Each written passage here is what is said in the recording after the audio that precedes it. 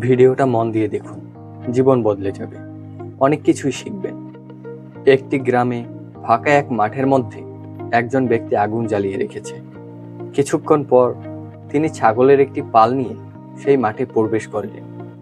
ছাগলের পালটি তাকে অনুসরণ করছিল।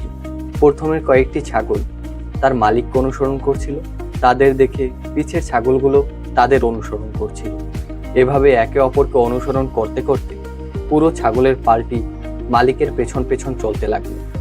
কিন্তু তারা বুঝতে পারেনি মালিক কখন বের হয়ে গেছে।